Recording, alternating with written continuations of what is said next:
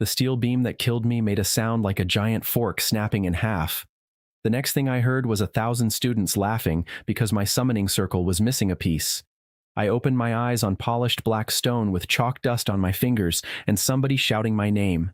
"Zarin, are you deaf?" A tall examiner stood beside the circle. His robe carried 3 silver animal crests.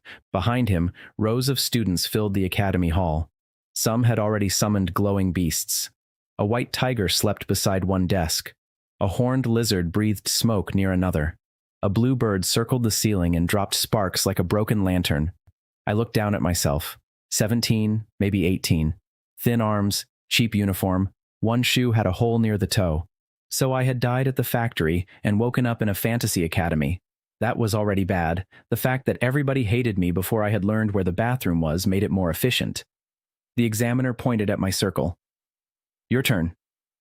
A crack ran through the outer ring. It had not been drawn badly. Something heavy had scraped across it. I followed the mark with my eyes. At the next station stood a broad-shouldered student named Kavor. I knew the name because people were chanting it. His summoned beast was a black lion with bronze horns. One paw rested exactly where the chalk trail ended. Kavor smiled at me. "Careful. Some people cannot even protect an empty circle." Laughter rolled through the hall. The examiner, Soren, looked at the damaged line, then at Kavor's lion. He knew what had happened. He also looked toward the balcony. A man in expensive academy colors stood there with 2 clerks. I did not know him yet, but I saw how Soren's shoulders tightened. Then Soren turned back to me. "Candidate Zarin damaged academy property and delayed examination flow. 20 points deducted." The hall became louder. I stared at him. Kavor's lion still had chalk on its paw. Soren's expression told me not to say it, so I said it. The lion did it. Silence lasted half a second. Then Kavor laughed first. "That lion is worth more than everything your family owns." A boy near him added, "Maybe the circle cracked from shame." The laughter came back twice as hard. Soren lowered his voice. "Another 10 points for disrespect." That was my introduction to the academy system. Evidence mattered less than the owner of the evidence. I did not argue again. At the factory, arguing with a falling steel beam would not have helped either. Soren repaired only the inner symbol with his shoe and stepped away. "Proceed. If your contract fails, your scholarship will be suspended pending review." I had no idea how summoning worked. Fortunately, the body did. I placed both hands over the center mark. A familiar motion moved through my muscles. Mana, or whatever this world called it, gathered in my palms. The damaged circle glowed. Every student nearby leaned closer. Kavor folded his arms. "Show us your legendary rat." The circle flashed. Something dropped onto the floor. It did not roar. It did not breathe fire. It went clink. A small coil of thin gray wire lay in the center of the circle. Nobody laughed for 2 whole seconds because they were waiting for the real summon. Then Soren nudged the coil with the toe of his boot. That is all. The hall exploded. I heard someone choke from laughing. Kavor bent forward and slapped his knee. "A metal noodle." His friend said, "Do not insult noodles. Noodles feed people." Even I almost smiled. Soren picked up the coil, inspected it, and dropped it into my hands. Contract classification, material manifestation, utility rank below 1, combat value negligible. "What does it normally do?" I asked. "Nothing." That answer was admirably simple. He turned toward his score clerk. "Place him last." A glowing ranking board hung on the wall. Names shifted. Mine fell until it stopped beneath 912 others, 913th. A red mark appeared beside my name. Scholarship review. Kavor's name sat at number 7. His bronze-horned lion growled as if even it found the gap funny. I tested the wire between my fingers. It was softer than proper steel, but springy. Factory habit took over. I bent one length into a loop, twisted another beneath it, then made simple legs. Luma was the first person who stopped laughing. She sat 2 stations away with a pale fox beside her boots. Her dark hair was tied back with a plain cord. While everyone watched my humiliation, she watched my hands. "What are you doing?" she asked. "Improving my combat value from nothing to decorative nothing." A few nearby students laughed again. I finished a tiny spider. It was ugly. 8 thin legs, round body, no eyes. For one breath, nothing happened. Then one leg moved. Luma leaned forward. The spider stood. The laughter broke apart into confused voices. I held out my palm. The little wire spider climbed onto it. It weighed almost nothing. Soren's face changed. Not to surprise, to irritation. He walked over. Unstable residual animation. The spider turned toward him. Luma said, "It reacted to your step." Soren looked at the students around us. Too many people had heard her. He took the spider from my palm, dropped it to the floor, and crushed it beneath his heel. The sound was small, just a dry metallic crunch. There. Residual animation ends under trivial force. Negligible. Nobody laughed immediately this time. Luma looked at his boot. I looked at it too. The spider had moved before the heel landed. Not enough, but it had moved. Soren kicked the bent wire back to me. Next candidate. That was my first public defeat in this world. I picked up the crushed spider, the remaining coil, and what was left of my dignity. The last one was surprisingly light. By sunset, I knew 3 useful facts. I lived in a narrow scholarship dorm behind the eastern wall. I had 7 silver coins and 16 copper coins to my name, and if I lost the scholarship, room and meals disappeared with it. My room contained 1 bed, 1 chair, 1 desk, and a window with a crack shaped like lightning.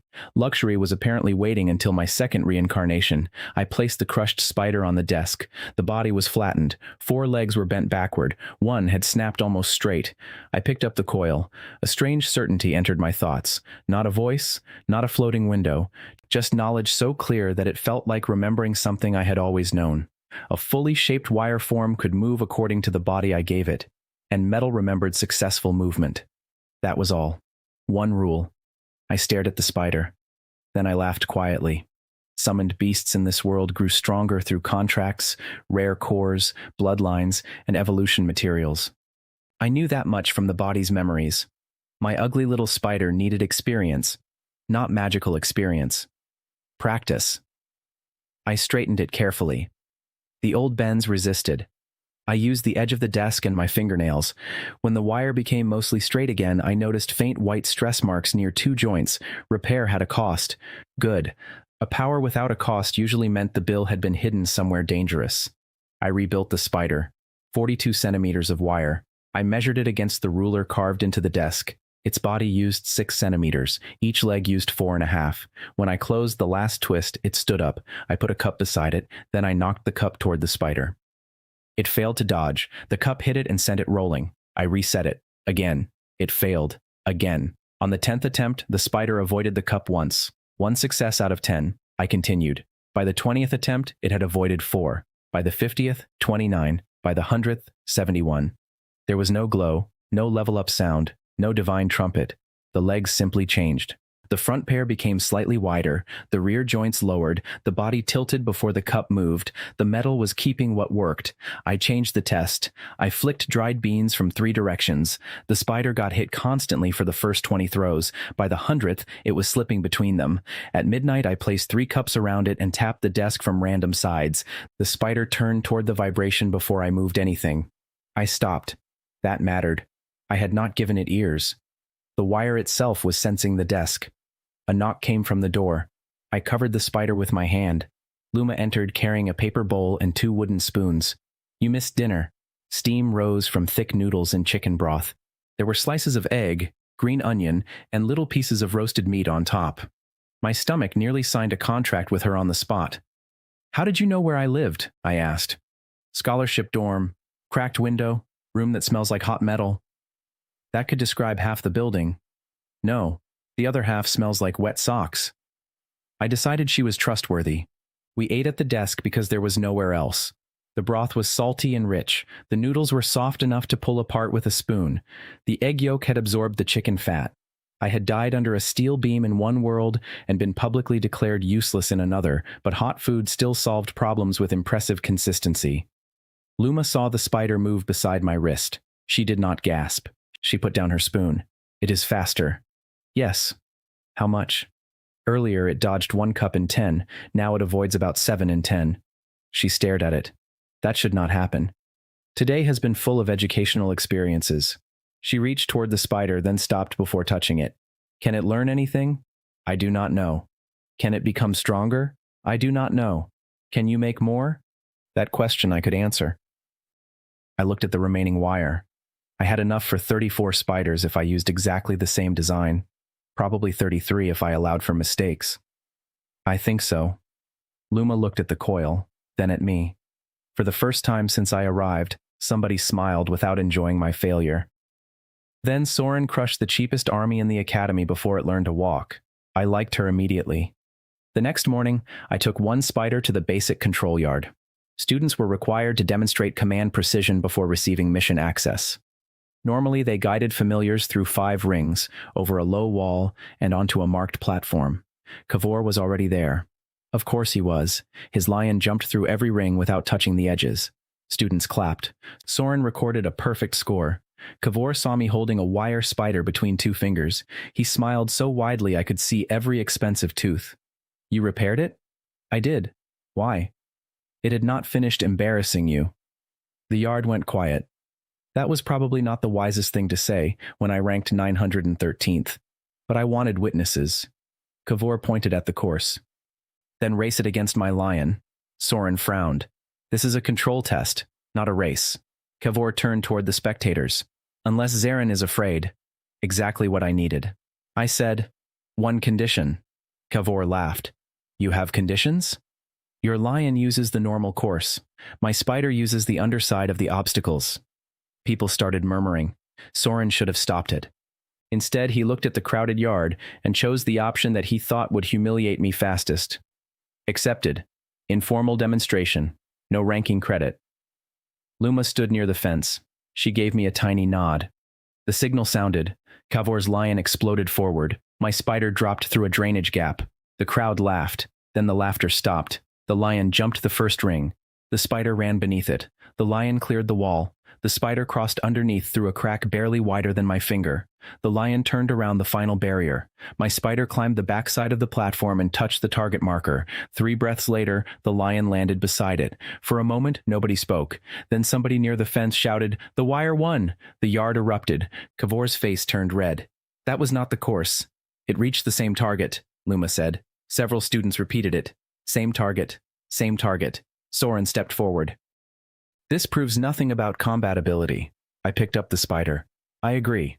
Kavor stared at me. I could almost hear his pride making bad decisions. He pointed at one of the academy practice beetles, a wooden training construct the size of a dog.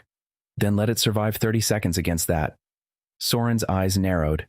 The beetle was designed to chase summoned creatures and strike them with padded horns. It could not kill a real familiar. It could absolutely turn my spider into a necklace. 30 seconds, I said. Students crowded closer. Soren activated the beetle. It charged. My spider dodged left. The horn missed. The beetle turned. Second charge. My spider jumped onto the wooden leg and ran underneath its body. The crowd shouted, "Third charge, hit." The spider flew across the yard. Kavor laughed. It landed crooked. Then it stood. Fourth charge. It dodged earlier. Fifth. Earlier again. Sixth. The beetle changed direction halfway. My spider froze for a fraction of a second, then copied the new angle and slipped behind it. Luma gripped the fence. She saw it too. The spider was learning during the test. 20 seconds, 25, 28. The beetle cornered it against the wall. Kavor shouted, "Finished!" The beetle lunged. My spider ran straight toward it, climbed the padded horn, crossed its back, and dropped behind. The bell rang. 30 seconds. The entire yard shouted at once. Even students who had laughed yesterday were leaning over the fence. Soren stared at the spider. Kavor stared at Soren. I stared at the ranking board beside the yard. Informal tests gave no points. But mission eligibility did not require points. It required a witnessed control demonstration and 30 seconds of survivability. The clerk beside Soren swallowed. He qualifies for low-risk field work. Soren's jaw tightened. The red mark beside my name changed. Mission access granted. My strength had risen from one clumsy spider to one veteran that could survive a training construct. My money was still 7 silver and 16 copper. My status had moved from useless to irritating. That was enough for one morning. Kavor walked past me. "This changes nothing." I held the spider near his lion's nose. The lion sniffed it, then stepped back. The yard laughed again. Kavor left without another word.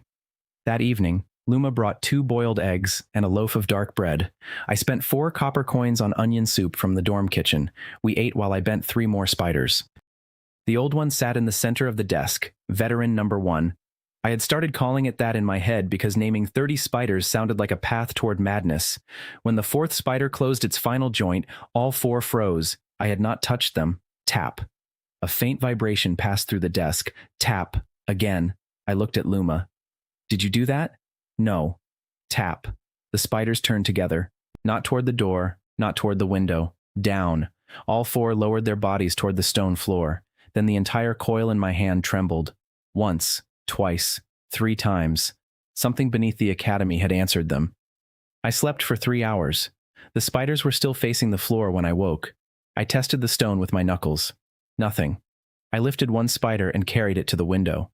The others shifted. When I tapped the spider in my hand, the 3 on the desk reacted. I stopped breathing for a second. Then I did it again. 1 tap. 3 spiders turned left. 2 taps. They turned right.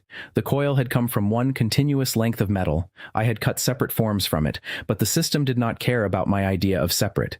The material still remembered that it had been one body. Vibration moved through all of them. Not sound, not thought, simple physical information. That was enough. By breakfast, I had built 8 spiders. By the first bell, I had 12. I used almost 5 meters of wire. Every one of them could feel a strong vibration received by any other. The veteran moved best. The new ones were clumsy.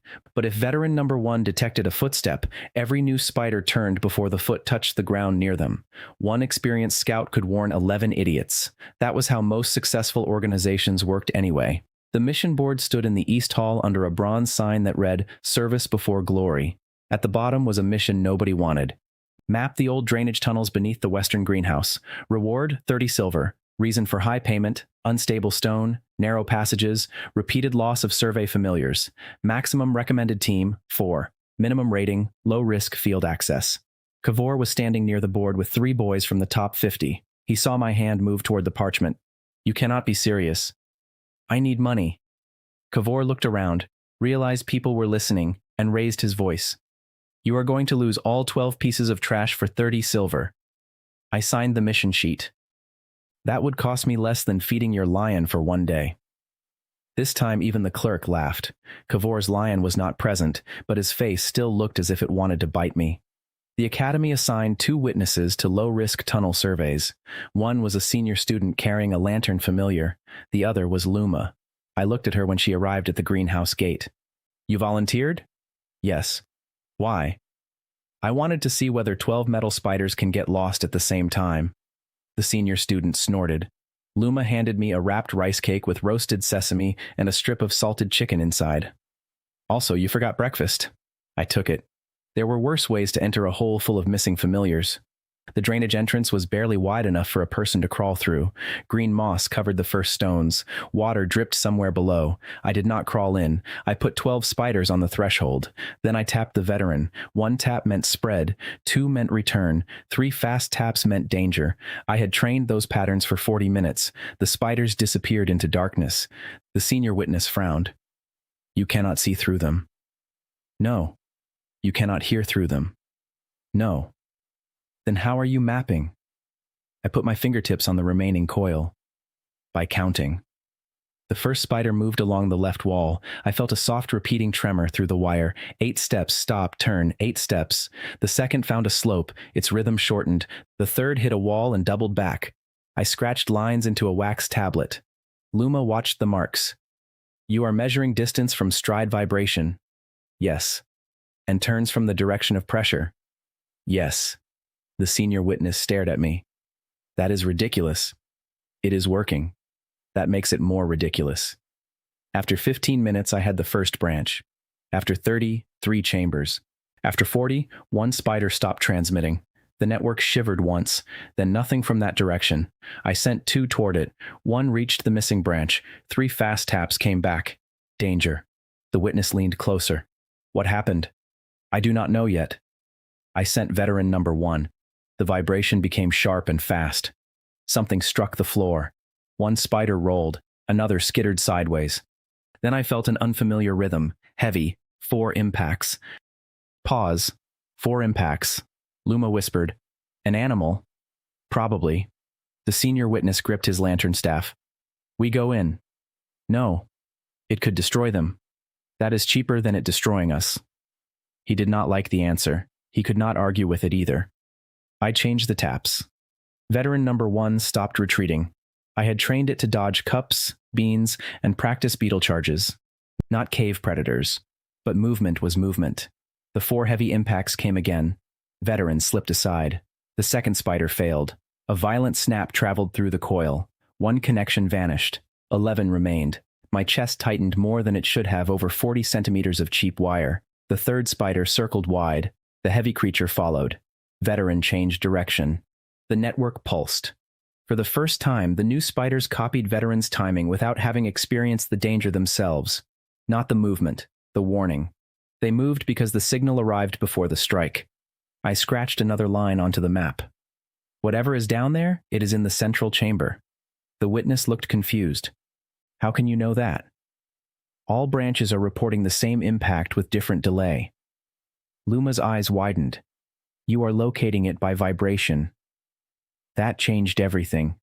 I could not see through the spiders. I did not need to. 12 points gave me distance. Distance gave me position. Position gave me a map. The thing in the tunnel chased veteran number 1 for another minute. It failed to hit it 6 times, then 7, then 8.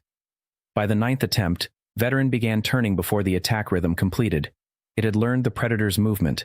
I sent the other spiders past while it held the creature's attention. The map expanded. 1 chamber, 2, a collapsed stair, an old maintenance door, and then something strange. 3 spiders reached a wall and stopped. They scratched at it. The signal returned with a faint metallic echo. Stone should not have done that. I marked the place. The senior witness saw me hesitate. What? Nothing required by the mission. That answer annoyed him enough to make Luma smile. 1 hour and 12 minutes after entering, I tapped twice. Return. 10 spiders came back. 1 was missing from the attack. Another arrived with 2 bent legs and a flattened body. Veteran number 1 came last. Its front limbs were different. The joints angled inward now, copying the pattern it had used to evade the tunnel predator. Luma crouched. It changed again. The senior witness saw it. That mattered. Every victory needed eyes around it. Otherwise, people could call it luck. We returned to the mission hall with the wax map. The clerk compared it to the old partial surveys. My map contained almost 3 times as much tunnel detail. It also marked the moving threat. Soren happened to be inspecting field reports when we arrived. Kavor happened to be standing beside him. The universe had good comedic timing. The clerk placed my wax tablet on the counter. Confirmed route coverage? The senior witness answered before I could. 91% of accessible passages. A murmur ran through the hall. Soren looked up sharply. Impossible. Luma said, We watched him do it. The clerk pointed to the mission history. The previous best survey reached 34% before recall. Kavor stepped closer. He could have copied an old maintenance map. The senior witness shook his head. He marked a live creature in the central chamber. We heard it through the lantern familiar after he located it. Students began gathering. A mission hall loved success almost as much as it loved failure. Success gave people hope. Failure gave them stories. Kavor supplied both. Soren picked up the map. What creature? We do not know, I said. Then your survey is incomplete. The clerk hesitated. The reward depended on verified mapping, not monster identification. Soren knew that. I knew that from the body's memories. Half the hall probably knew it too. Before Soren could continue, the senior witness spoke loudly. The mission condition was mapping. He completed it. I certify the result. Now Soren had a choice. Deny the mission in front of witnesses and admit rules changed when I succeeded. Or pay me. He pushed the tablet back. Pay him. The clerk counted 30 silver coins into a small leather pouch. The academy immediately removed 6 as its share. I received 24. I looked at the empty space where 6 coins had been. Service before glory. The clerk coughed to hide a laugh. My total money rose from 7 silver and 12 copper after breakfast purchases to 31 silver and 12 copper. My strength dropped from 12 spiders to 10, but veteran number 1 had learned a cave predator's attack rhythm, and the network itself had become useful. My status changed more sharply. The mission board updated. Successful survey. Exceptional coverage. New students crowded around the line. My academy rank only moved from 913th to 862 because field missions gave few academic points, but my name was no longer invisible. That was better. Rank was a number. Rumor was a weapon. By lunch, everyone knew the wire boy had mapped the tunnels with insects. By afternoon, the story had grown into me commanding 1,000 iron spiders through walls. By dinner, someone claimed I had eaten the missing stone moles. Rumors were efficient but lacked quality control. Kavor found me near the supply store. He had 3 witnesses with him again. I started to suspect he traveled in groups because embarrassment required an audience. "You got lucky," he said. "I lost 2 spiders." "That is your great army?" "It cost me less than 1 silver. He looked toward the supply shelves. A standard roll of low-grade steel wire cost 5 silver for 100 meters, enough for more than 200 spiders if I wanted nothing else.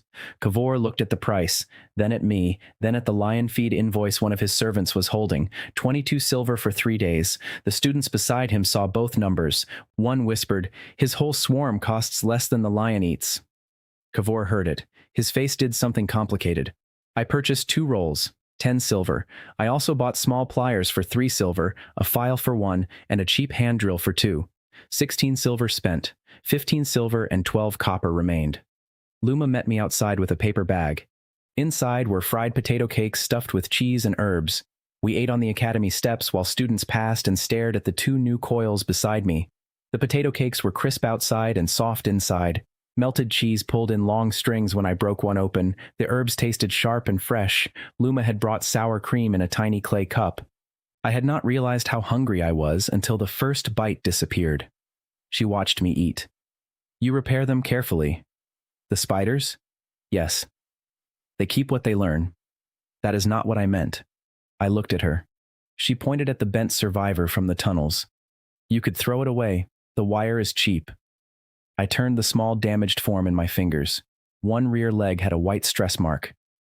"If I replace it, I lose what it learned." "That is still not what I meant." I knew. I just did not have a good answer. "I sent it into danger," I said. "So I repair it if I can." Luma looked at me for a long moment. Then she took the damaged spider from my palm. "Do not straighten this joint again." "Why?" "Look." She held it toward the sun. A faint bright line crossed the bend. "Metal fatigue. One more full repair and it may crack." "You know metal?" "My family works with magical alloys." That explained why she had watched my hands during the exam. She handed the spider back.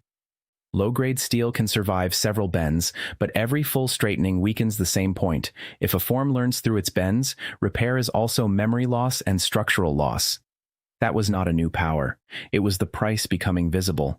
I looked at veteran number 1. Its body had dozens of tiny angles I had never designed. Every successful movement was written into the material. Straightening it completely would erase a history.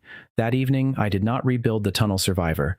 I reinforced one damaged leg with a short, fresh segment and accepted the lost mobility. It would never be as fast. It would still remain itself. Then I started manufacturing. 30 spiders. 40. 50. I built until my fingers cramped. The new wire behaved better than the original coil.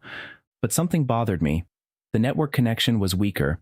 Spiders cut from the new roll transmitted vibration only to others from the same roll. The original forms connected only to the original contract coil. Different metal, different body. That confirmed the rule. One material history created one network. I had 3 separate groups now. The original group contained 8 active spiders after losses and 1 damaged survivor. The first purchased roll held 24 new spiders. The second held 24. I could coordinate each group separately with taps. Useful. But the original group remained special. At midnight, all 8 original spiders turned toward the floor again. The purchased groups did nothing. I put my hand on the original coil. A vibration rose through it. Not 3 taps this time. A long, dragging pulse, then another. Luma had gone back to her dorm, so no one else saw it. I waited. The pulse repeated every 12 seconds. Too regular for settling stone, too slow for footsteps.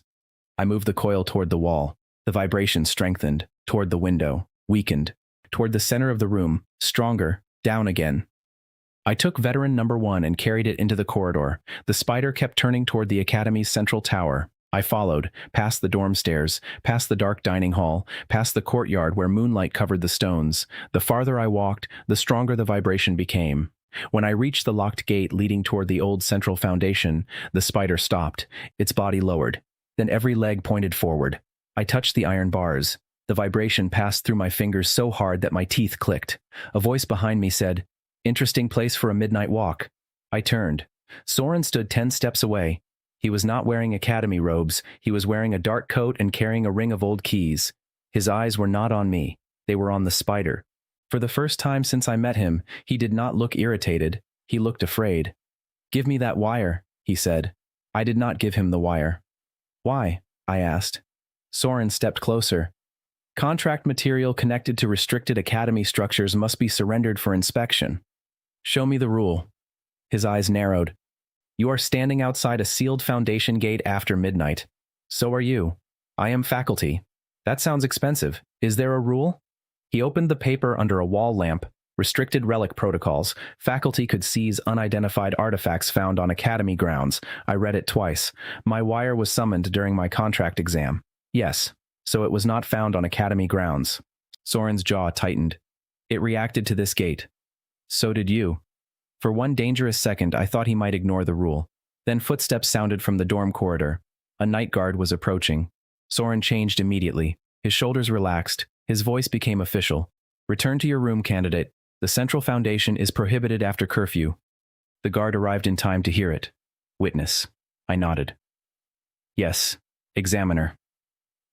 As I walked away, Soren spoke quietly enough that the guard did not hear. "Do not bring that wire near the foundation again." I looked back. "Then stop building floors above whatever keeps calling it." His face went still. That was answer enough. I did not sleep after returning to my room. Instead, I built a wolf. A spider was good at narrow spaces, climbing, and surviving by being too small to hit. The tournament qualifiers began the next afternoon. I needed something that could fight where the audience could see it. The first wolf used 6 meters and 20 centimeters of the purchased wire. I made a long spine, 4 articulated legs, a narrow head, and a rib structure shaped to flex during turns. It looked less like a real wolf and more like somebody had described a wolf to a coat hanger. When I closed the final loop at its chest, it stood, then fell sideways. I stared at it. It stood again, fell forward. The problem with making a larger body was simple. More body meant more ways to be bad at moving. I spent the rest of the night teaching it to walk. 10 steps without falling, then 20, then 50. I rolled a wooden ball past it and trained it to follow. At first, it turned like a refrigerator with anger issues. After 100 turns, its spine started bending before the front legs changed direction. After 200, the rear legs stopped crossing. After 300, it could circle the desk without touching the chair. Strength did not come from numbers appearing in the air. It came from repetition written into metal. That was slower. It was also cheap. At dawn, Luma found me asleep with my face on the desk and the wire wolf standing over my head. She poked my shoulder. "Zarin." I woke and nearly stabbed myself with pliers. She held up a breakfast box. Rice, fried egg, thin slices of beef glazed with sweet sauce, and pickled cucumber. "You smell like metal dust." "You say that every time. You keep making it true." She looked at the wolf. It looked back. Then it tried to sit and collapsed. Luma covered her mouth. "You built a predator. It is still negotiating with gravity." We ate while I explained the night at the foundation gate. She stopped chewing when I described Soren's reaction. He knew what the vibration meant. "Yes. Are you going back?" "Not today." That was not my question. I ate a slice of beef. Sweet, salty, slightly smoky. "No," I said. "I am going back when I can do something useful after I arrive." Luma nodded. That was one reason I liked talking to her. She did not confuse caution with cowardice. Before we left, she examined the wolf's joints. "The wire is too soft for repeated impact. It was 5 silver per 100 meters. I know, cheap metal behaves like cheap metal. Can I reinforce the legs? Yes, but every added brace changes how it moves. It will need to relearn. Again, one rule and one price. I added no reinforcement. The qualifier arena sat behind the main academy hall. 600 students filled the stone seats because the first elimination rounds were public and free. Free entertainment attracted people even in a world with magic. The ranking board floated above the arena entrance. My name had moved again from field mission credit and control certification. 834th. Kavor remained 7th. He entered with his black lion beside him. The bronze horns had been polished. A servant carried a box of restorative meat strips. My wolf walked beside me, occasionally stepping on its own tail loop. The visual difference was strong. Kavor saw me and laughed. "What is that?" "A wolf. It looks like a broken laundry rack." "That makes your lion's diet even more embarrassing." People around us laughed. Kavor's smile vanished. Soren stood at the examiner platform. Our eyes met. Neither of us mentioned midnight. The qualifier rules were simple. Each student summon had to cross the arena, collect 3 marked tokens, and reach the exit while Academy Constructs tried to stop it. Summoners could issue commands from behind a barrier. Destruction of another candidate's summon was forbidden. Interference was not. That last rule existed because rich students liked proving that their familiars could intimidate weaker ones without technically attacking. The first 20 candidates finished without trouble. Then my number was called. A wave of noise moved through the seats. The wire boy. He made the tunnel map. That is the spider guy. Why is his dog made of fence? Good. They knew me. Status was beginning to exist outside a glowing board. I put the wolf at the start line. 5 spiders climbed onto its frame. Soren frowned. Only one primary summon may enter. They are attached to it. They are separate forms. I expected that objection. I removed 4. One spider remained hooked under the wolf's chest with a short uncut bridge of wire connecting them. One material body, I said. A rules clerk inspected it. He looked at Soren. It qualifies. The crowd murmured. Soren could not change rules in front of 600 students without making the reason obvious. Proceed. The bell rang. The wolf ran. Badly. Its first sprint looked nothing like the graceful practice turns from my room. Open space changed its stride. The front legs stretched too far. The rear body bounced. Laughter came from the left seats. Then the first Academy construct charged. A padded boar the size of a horse. My wolf tried to turn. Too slow. The boar hit it. The wire body folded, rolled twice, and landed in a heap. The arena roared. Kavor stood near the competitor's rail, smiling. 30 seconds against a beetle, 1 second against a boar. The wolf moved. One front leg straightened, then another. It stood. The boar turned for a second charge. The spider beneath the chest felt the vibration first. The signal traveled through the connected frame. The wolf moved before the boar reached it. Still too late. The horn clipped its rear leg, but not a full hit. The crowd's laughter weakened. Third charge. The wolf shifted earlier. Miss. The crowd made one sharp sound. Fourth charge. The boar changed angle. My wolf copied the adjustment it had just experienced and cut inward. Miss again. Luma stood near the lower rail. Her eyes followed the joints. She knew what was happening. The wolf did not become stronger because it survived. It became better at moving because survival gave the metal successful bends to remember. I sent it toward the first token. A swinging wooden arm dropped from the wall. The chest spider felt the floor mechanism activate. The wolf ducked. The arm passed over its spine. First token. Second obstacle. 2 wooden hounds. They attacked from both sides. The wolf failed to read the first crossing pattern and took a hit to the ribs. A section of wire bent inward. It did not stop. Second pass. The spider signaled the left impact. The wolf lowered its body. The right hound jumped over it and collided with the left. The seats erupted. Second token. By the final obstacle, the wolf's movement looked different from the start. Lower. Smoother. Its turns no longer fought the rear legs. It had learned more in 3 minutes of danger than in 300 safe circles around my desk. That was the first serious consequence of my cheat. Training could happen anywhere. Battle simply gave better lessons. The last construct was a tall wooden knight with a padded sword. It guarded the third token. My wolf approached. The knight struck down. Dodge left. Second strike horizontal. The wolf jumped backward. Third strike feinted high, then cut low. Hit. The front leg buckled. The crowd groaned. The wolf stood with one leg bent. The knight raised its sword again. I tapped the barrier twice. The chest spider felt it. The wolf did not attack the knight. It ran directly toward the sword. People screamed. At the last moment, it lowered the front half, planted the damaged leg, and turned exactly the way the knight had turned during the feint. The sword missed. The wolf passed between the wooden legs, grabbed the token ring with its wire jaws, and ran. The arena exploded. It crossed the finish line in 4th place for the round. Not first, not even close. But the official time was 6 minutes and 11 seconds after starting with a body that could barely sprint straight. My qualifier score pushed my rank from 834th to 491, 343 places in one afternoon. Students repeated the number around me. Kavor did not laugh anymore. Soren looked at the wolf's changed stance and wrote something on his tablet. I received 10 silver as the standard qualifier participation award. After the academy share, 8 remained. My money rose to 23 silver and 12 copper.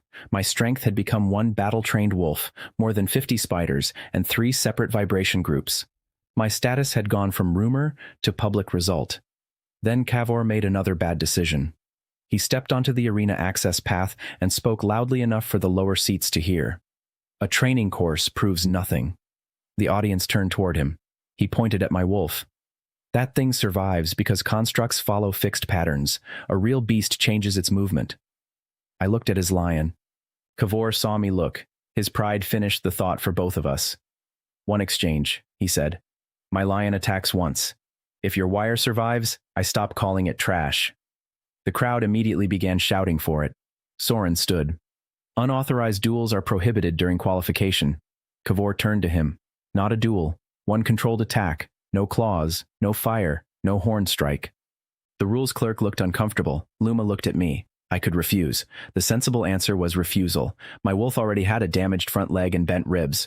Then I saw Kavor's lion shift its weight. The front shoulders lowered first. Rear right paw dug into stone. The head tilted left. I had seen that posture during the examination yard.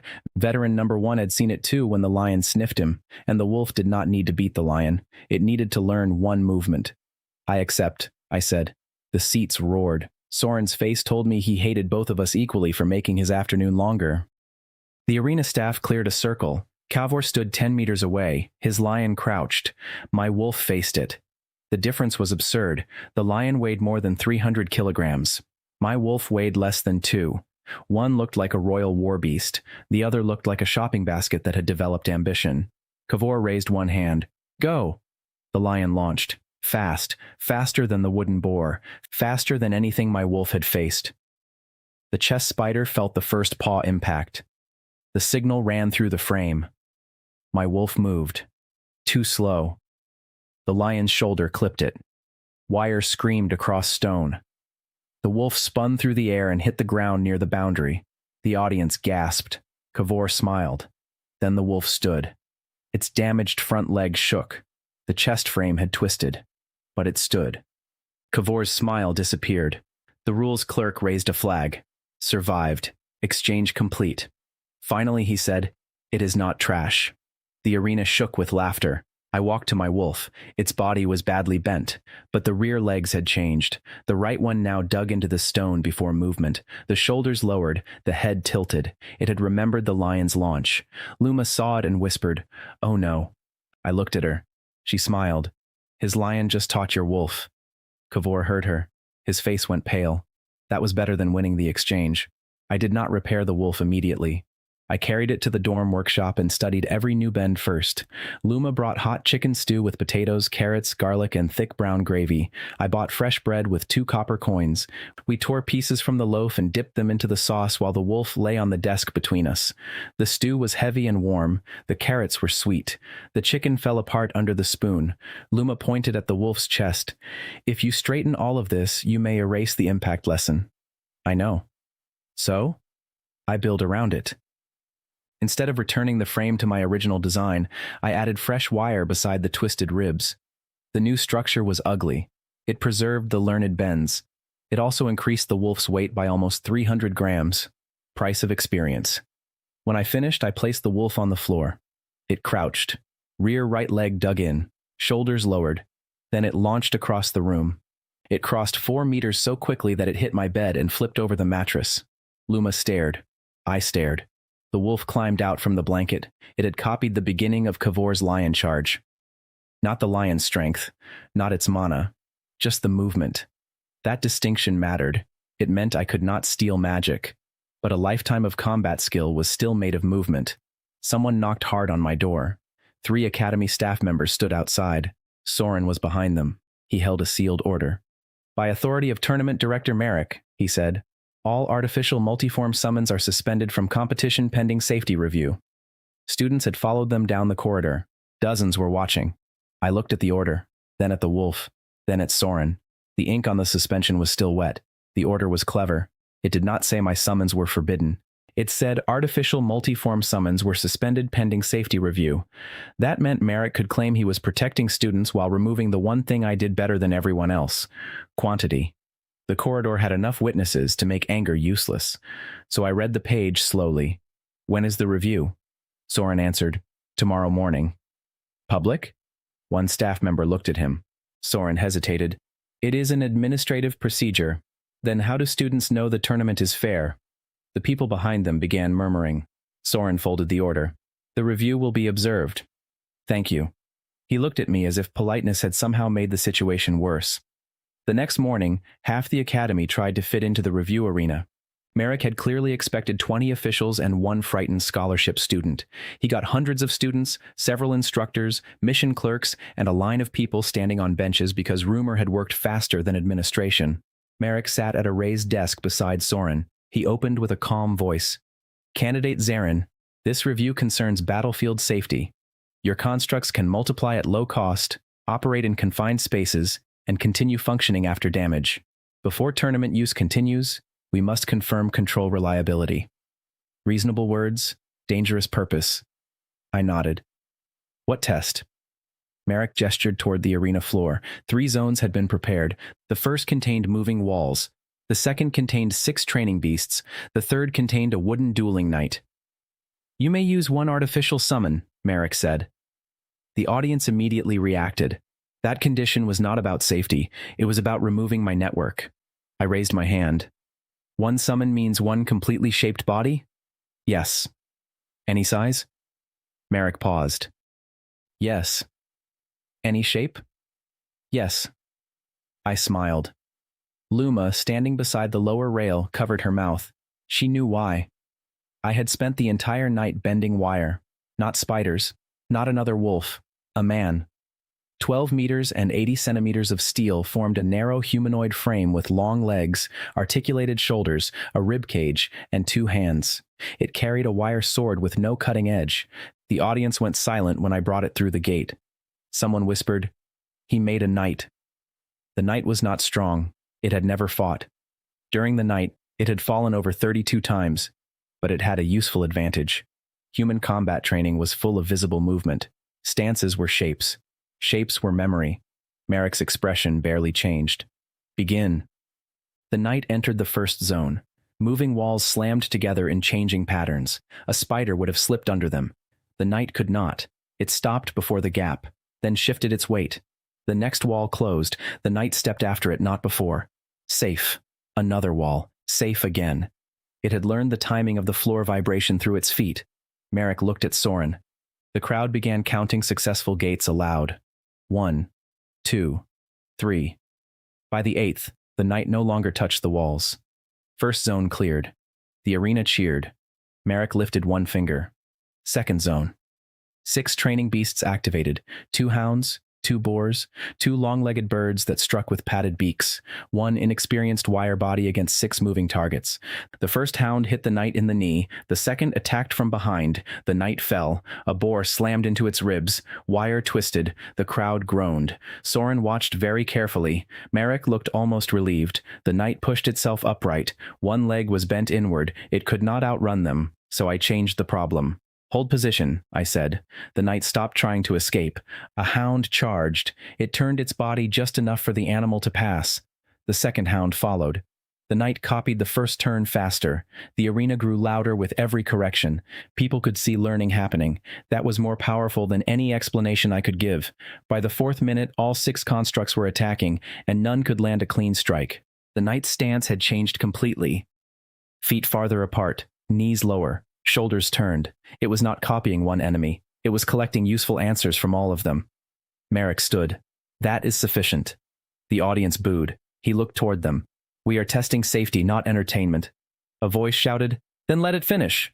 Another shouted, third zone. Then hundreds joined. Third zone, third zone. Merrick could stop the test, but he would be stopping it because I was succeeding. He sat down. Proceed. The wooden dueling knight entered. Unlike the beasts, it used academy sword forms. That made it dangerous. It also made it valuable.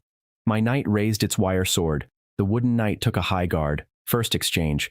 Wood struck wire. My sword arm folded at the elbow. The wooden blade touched the chest target. Loss. The crowd groaned. Merrick said, "Again." Second exchange. My knight raised the same high guard it had just seen. Slow. Wooden blade slipped through. Chest hit. Loss. Third. The wire guard formed earlier. The swords met. My knight lasted 2 strikes. My knight had lost every single one. Merrick leaned forward. 20 defeats. Candidate, your construct has demonstrated persistence, not effectiveness. I looked at the wire feet. They were no longer standing the way I had built them. 21, I said. The audience shouted approval. The wooden knight attacked. High cut. Blocked. Low return. My knight turned its hip and let the blade slide past. Shoulder feint. It did not react to the shoulders. It watched the feet. The wooden sword missed. For the first time, my knight countered. Its blunt wire blade touched the wooden chest plate. Bell. The arena became a wall of sound. Students jumped from benches. The rules clerk stared at the scoring lamp. 1 successful touch. After 20 losses. Merrick's face was perfectly still. That was impressive self-control. I had less. I smiled. The wooden knight reset. Again, I said. Second victory took 11 strikes. Third took 9. Fourth took 7. By the 6th, my knight touched the target in 5 moves. It was not stronger. Its wire sword would still bend against a real blade, but it remembered how this opponent moved. Merrick finally raised his hand. Stop! This time nobody complained. The point had been made too clearly. He spoke after a long silence. Control reliability confirmed. The audience erupted again. Multiform restriction removed pending standard equipment inspection. More cheering. Then he added the part he had prepared. For tournament balance, however, total artificial material entering a match will be limited to 20 meters. The noise changed. Students started protesting. 20 meters meant 3 wolves or 1 knight with a small support form. It killed my swarm advantage without openly banning my class. Merrick looked at me. His expression said he expected anger. I counted instead. 20 meters. Enough. Accepted, I said. That surprised him, because Merrick thought quantity was my advantage. He had missed something. Every fight made the same metal better. A small veteran army could be more dangerous than a huge new one. The review result pushed my academy standing again. Public competency credit and tournament reinstatement moved me from 491 to 206. The mission office also offered me a new contract before I left the arena. Students had begun requesting wire scout mapping for their own expeditions. The academy could not ignore demand. 3 mapping jobs at 40 silver each with the usual 1/5 academy share, 96 silver net if I completed all 3. By winter, if demand held, I calculated I could make more than 300 silver per week. Yesterday, I had been worried about buying soup. Now I was thinking about workshop rent. That was a better problem. Merrick stopped me at the exit. No crowd surrounded us, but enough students were still nearby to hear. Candidate Zarin, a private word. Here is fine. His eyes flicked toward the witnesses. He understood what I was doing. Your method has commercial value. I noticed. The academy can provide materials, protected workshop space, and technical staff. In exchange, exclusive rights to reproduce your artificial forms. There it was. Not hatred, business. That made Merrick more dangerous than Kavor. Kavor wanted to prove he was better than me. Merrick wanted to own the reason I was becoming better. Can anyone else animate wire by bending it? I asked. No. Then what exactly would you reproduce? His mouth tightened. The process. The process is my contract. We can study the contract. By taking it apart? Silence. Students nearby had stopped pretending not to listen. Merrick changed approach. Think carefully. The academy can raise your weekly stipend from 2 silver to 50. No? Merrick nodded slowly. Then you will compete under the same limits as everyone else. That was always the idea. He walked away. I completed 2 mapping missions that afternoon using the purchased wire groups. No combat, no lost forms. Each map took less than an hour. The mission office paid 80 silver total and removed 16, 64 net. With my previous money, after buying lunch and replacement steel, I had 85 silver and change. For the first time, I rented a tiny workshop near the dorm for 20 silver per month. Luma brought honey tea and a round meat pie to celebrate.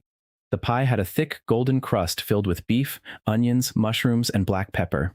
Steam escaped when we cut it. The bottom crust had soaked up the meat juice without becoming soft. We sat on overturned crates because I had spent money on tools before chairs. Your priorities are strange, Luma said. The vice does not need a backrest. Neither do you, apparently. On the main bench lay veteran number 1, the tunnel survivor, the wolf, and the wire knight. The knight had become valuable in one morning. 20 losses had taught it more than a week of safe practice could have, but the material looked tired. White lines marked the elbow and right knee. Luma examined them. This joint is close. How close? One hard reverse bend. I nodded. Tomorrow's tournament round would be harder. I could rebuild the elbow with new wire and lose some learned motion, or preserve it and risk permanent failure. That was the real economy of my cheat. Not mana, not points. Memory versus metal. The next tournament round started at sunset. Merrick's 20-meter limit had changed the arena strategy. Other students mocked the rule because they thought it targeted me. They were correct. Kavor had advanced automatically from his high rank.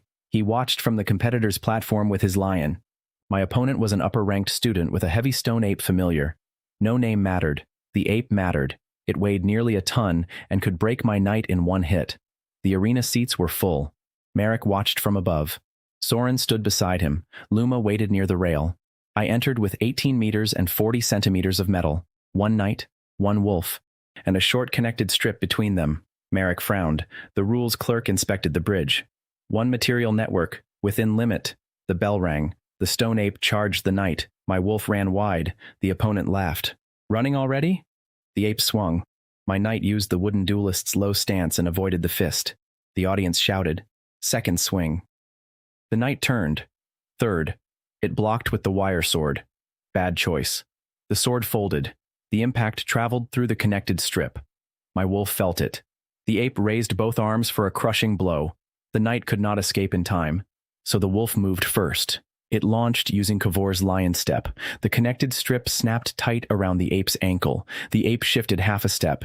Its double fist strike missed the knight and hit the floor. The entire arena shook. People screamed. The knight climbed the ape's arm. The opponent shouted a command. The ape grabbed for it. My knight jumped to the shoulder and wrapped its remaining sword around the neck marker. The scoring bell rang. Target captured. The crowd exploded. My opponent stared at the ape, then at the thin strip around its ankle. He had lost to less than 20 meters of wire. Kavor did not laugh. Merrick did not move. My rank jumped from 206 to 87. Top 100. Tournament prize for the round was 60 silver. 48 reached me after the academy share. Money passed 100 silver even after workshop rent and materials. Strength had become coordination between veteran forms. Status had become a place among the academy's top 100. Then I saw the knight's right elbow. The white line had opened. A thin section of metal hung by one strand. Luma saw it too. "Do not move it," she called. The stone ape had lost, but it was still stepping backward under its handler's command. Its heel came down near the wolf. The knight reacted automatically. It pulled the connecting strip.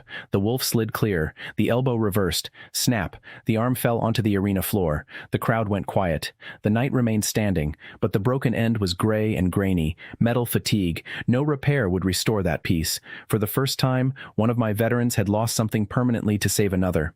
I picked up the arm after the match. I did not straighten it. I put it on the workshop shelf. That night, Luma and I drank the remaining honey tea in silence. The knight stood one-armed beside the bench. Outside, students celebrated my top 100 ranking. Inside, I learned that victory could still leave a grave. Near midnight, bells sounded from the academy front gate, not alarm bells. Ceremonial arrival bells. 3 carriages entered under silver banners. Students opened windows. Faculty crossed the courtyard. Soren appeared below with Merrick. A tall man stepped from the first carriage wearing the crest of the Capital Summoners Council. Merrick bowed. Soren bowed lower. The man looked up toward my workshop window as if he already knew exactly where I was. Luma stood beside me. "Who is that?" I asked. She had gone pale. "Valor." Below us, the capital official raised one hand. A clerk unrolled a sealed decree. Valor smiled at my window. Then he said loudly enough for the courtyard to hear, "By order of the council, the wire contract is now classified as a strategic summoning asset." Strategic asset sounded much better than useless metal noodle. It was also more dangerous. By sunrise, Velor had turned the main hall into a hearing chamber. Every seat was full. Students stood along the walls. Faculty occupied the front rows. The ranking board remained visible above them, which I appreciated. Nothing improved politics like a public scoreboard. Velor sat at the center table with Marek and Soren beside him. Kavor stood with the top-ranked tournament group near the arena entrance. Luma stood in the first student row. I carried my original coil in one hand. The one-armed knight walked behind me. The wolf followed. Veteran number 1 rode on its back. Velor looked at the 3 forms. Candidate Zarin, do you understand why the council intervened? Because my wire is cheap. A few students laughed. Velor did not. Because an artificial force capable of independent adaptation may threaten public safety. Independent? Your creatures learn without standard evolution materials. They learn movement. That distinction does not reduce the risk. It reduces the price. This time more people laughed. Velor folded his hands. The council is prepared to compensate you, 500 silver immediately, 50 silver each week, housing in the capital. In return, the contract material will be transferred for strategic research. It had also been the only thing that reacted to the Foundation. Can you transfer a contract without transferring the summoner? I asked. Velor paused. Soren looked down. There was the hidden blade. Velor answered carefully. Research would determine the necessary procedure. Students began whispering. Luma's expression hardened. I nodded once. So you do not know whether I survive it. Velor's face became colder. The council does not conduct reckless procedures. That was not an answer. The hall reacted immediately. Marek leaned toward Velor and whispered something. Velor lifted one hand. Then we will proceed under Academy law. A strategic classification can be challenged if the summoner demonstrates stable control under combat stress before qualified witnesses. What combat stress? I asked. Velor looked toward the arena. The tournament final evaluation will be moved forward. You will face 2 advanced opponents consecutively. No repair between bouts. The existing 20-meter material limit remains. If you maintain control and win both contests, the strategic seizure is suspended pending capital review. And if I lose? The contract enters council custody. Kavor stepped forward before I answered. I will be first. Of course he would. His pride had survived every previous injury with impressive regeneration. The second opponent was the Academy's current tournament champion, a senior student whose familiar was a thunder wyvern. The champion did not insult me. He simply studied my forms and said, I will not hold back. That was refreshing. I looked at Velor. What is the prize if I win? By the time we entered the arena, students were repeating it to each other. The stands were packed beyond normal capacity.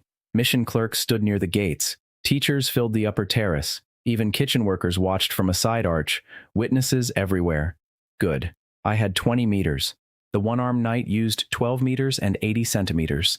The reinforced wolf used 6 meters and 20 centimeters. Within limit. Kavor entered opposite me. His black lion looked stronger than before. Bronze horns glowed with stored mana. Its claws scraped sparks from the stone. Kavor did not smile. Last time you survived one attack. I remember. So does the wolf, Luma called from the rail. The stands burst into laughter. Kavor looked at her, then at the wolf. The wolf lowered its shoulders. Rear right leg dug into the stone. It copied his lion's launch stance perfectly. Kavor's face changed. The bell rang. The lion attacked first. It launched with the same explosive step. My wolf launched too. Not at the lion. Past it. The two crossed. Kavor blinked. The one-armed knight was already moving. The chess spider felt the lion's landing through the floor. The vibration crossed the bridge. The knight stepped before the lion turned. Its wire sword struck the bronze horn. The sword bent uselessly. Kavor laughed once. Then the wolf pulled the connecting bridge from behind. The bent sword wrapped around the horn like a hook. The knight dropped low. The lion turned to tear free. The lion's own movement tightened the wire around its horn. Kavor shouted, "Burn it!"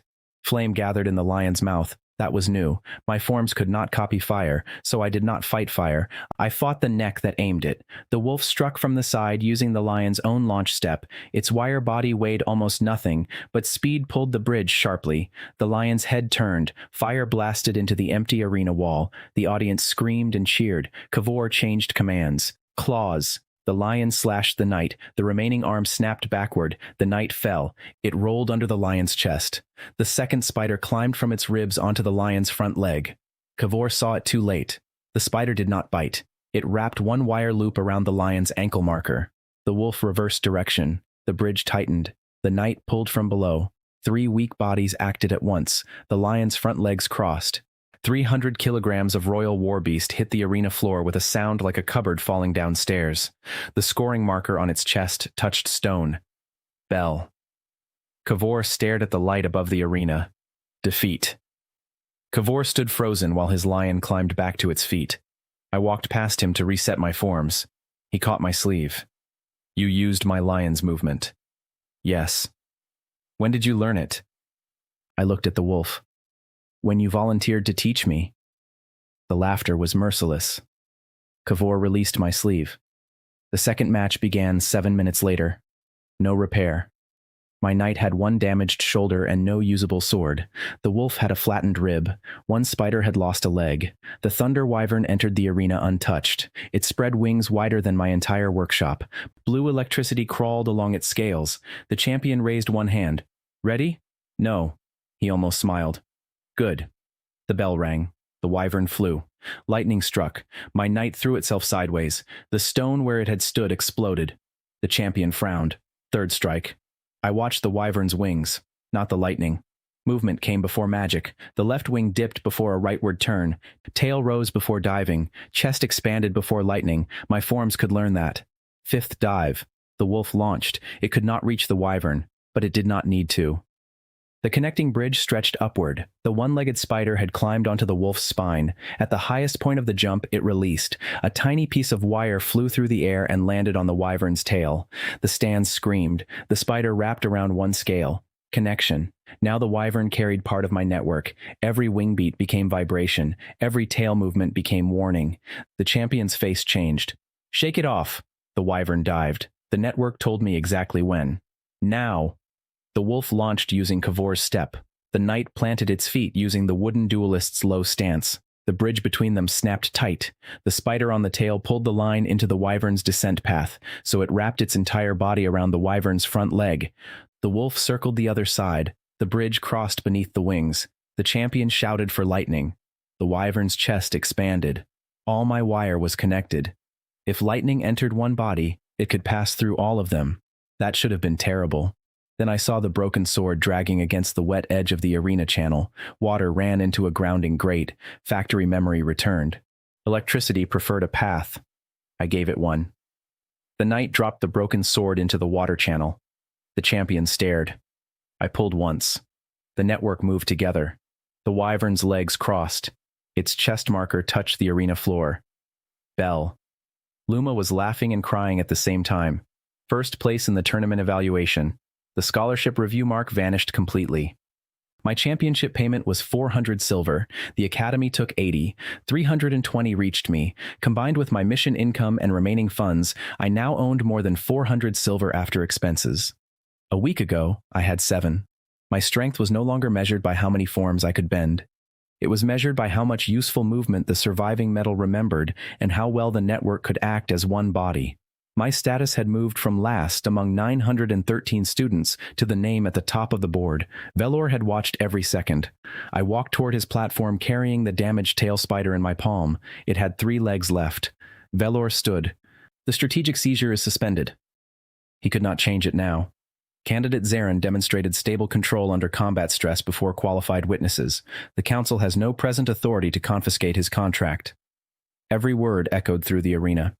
I returned to the workshop after sunset. Luma had bought dinner with my money because she said a tournament champion who forgot to eat was still an idiot. She brought roasted fish with lemon, buttered rice, grilled peppers, and a small honey cake. The fish skin cracked under the fork. The inside was soft and salty. Lemon cut through the butter. The peppers were sweet at the edges from the fire. After dinner, we repaired what we could. Not everything. The tunnel survivors' remaining joints were white with fatigue. Luma touched one lightly. No more. I understood. I placed it on the shelf beside the knight's broken arm. It had survived the tunnel, mapped danger, helped create the first network, and clung to a thunder wyvern until victory. Cheap metal did not mean cheap history. Then veteran number 1 moved. It turned toward the floor.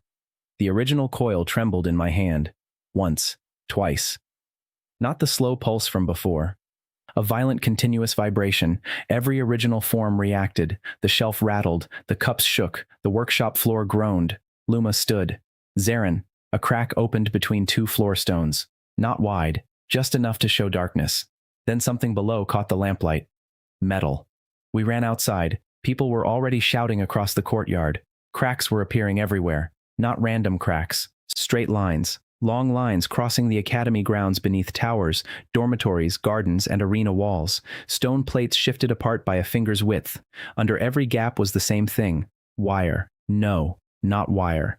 Cable thicker than my body. A metal beam curved beneath the courtyard like one section of an enormous rib.